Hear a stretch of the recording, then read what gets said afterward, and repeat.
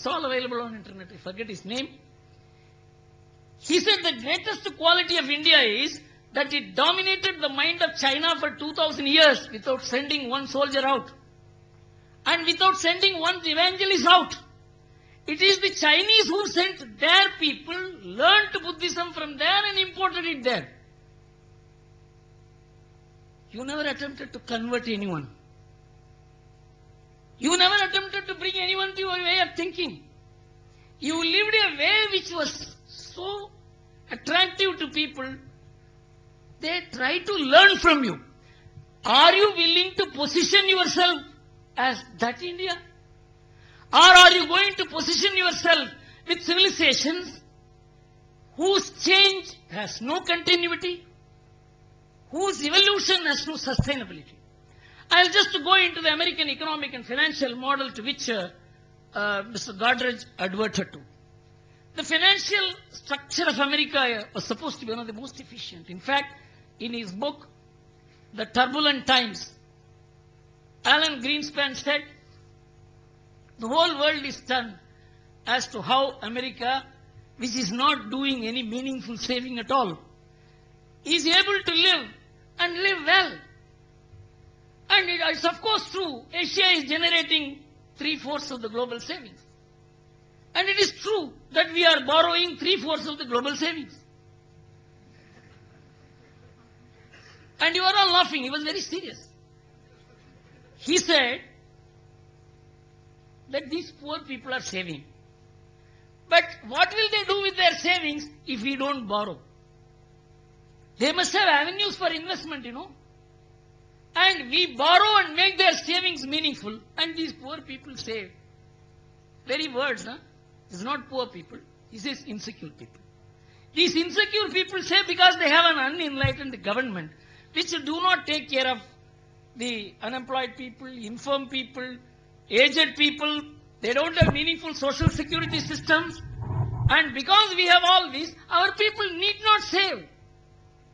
And not only they need not save, they can borrow and spend. And it is only insecure societies where unenlightened governments function, they have to save. This was the economic model. And you know what happened to that? I'll just give you certain stunning facts which all of us should know about the American economy. You know, the American economy from 1976 to 2009, this is the transformation period of not American economy or the world economy, but the economic thinking, economic theories of the world, which I will advert to when you talk about change and sustainable change. The change which occurred in economics, economic development, economic theories have been proved, accepted, admitted to be unsustainable. That's what I'm coming to. Between 1976 and 2009, the US public debt rose up by 39 times and their GDP by 14 times. And their external debt grew by 137 times in this period. This is the macroeconomic picture for which there is a microeconomic cause of an economic model which told the people you need not save. You spend. And that was glorified as a consumption-based lifestyle. And with the result, American economy, which grew in power and influence, lost its base. The families became bankrupt. Economy became strong at the cost of the families. And throughout this 20-year discourse, those who are familiar with economic theories, they will know that the Japanese banking model was derided as inefficient, incompetent. And this kind of banking system is useless for market economy. Market economy means resources should be distributed by market. Stock markets, bond markets, derivatives. This is the kind of discourse which was going on the one hand, but Japan was holding on to its own model. It was never giving it up. It was a bank-driven model. It was not a market-driven model. They had aligned the bank and the market and the community and the society and the family and culture and tradition and produced another brand of capitalism which did not have anything in common, though it had everything meaningfully to deal with the Western market system. This was studied. And when in 2009, the whole world was shaking, Japan, which was abused for so long, you look at the Japanese Bank of Japan's website, there was only one sentence. The whole world is in turmoil. Japan is safe. And the Bank of International Settlements, in which the Japanese central bank officials wrote an article. This article is worth reading, in which I quote for you 2 paragraphs. The Japanese households prefer bank investments. The bank investment in Japan yields nothing. 5-year bank deposit yields 0.8% interest. And the banks in Japan, in order to avoid a deflationary tendencies, advised by the whole world that you must keep on cutting down the rate of interest so as to diseconomize, so as to make it uneconomic people to save and make them spend. So the Japanese economists, central bank began cutting down the rate of interest from 1992 when Japan went into deflation from 5% to 4% to 3% to 2% to 1%. The Japanese did not spend. Then the Japanese central bank said, we will give you no interest. The people did not spend. They were saving. In 2001, the central bank said, it is not only we will not give you interest, you have to give interest for us to keep your money. Even then they didn't spend.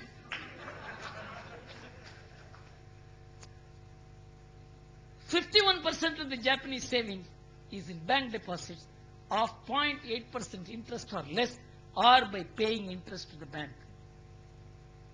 Japan says, why do Japanese households prefer deposits so much over risky financial assets?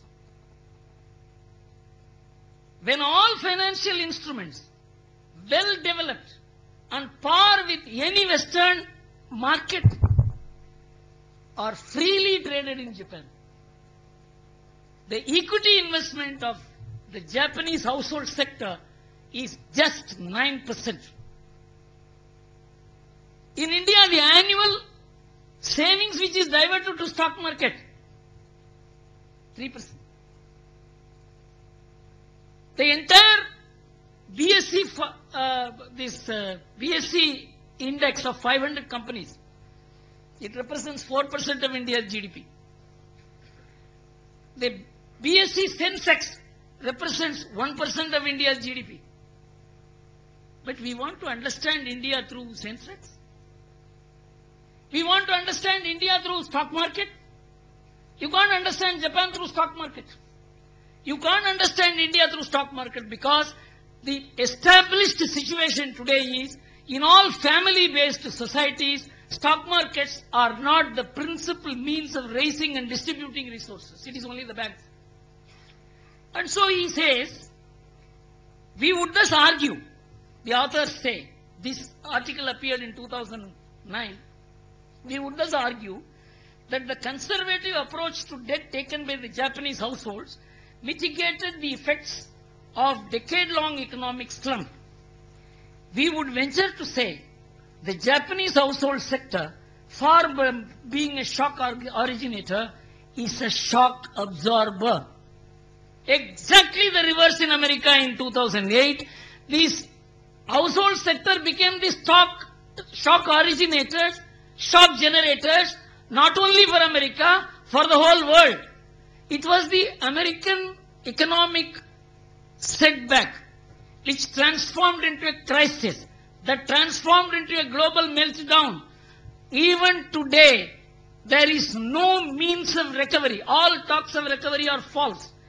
The total amount of money committed, spent, futuristically committed, amounts to $23.7 trillion. This is what sustains.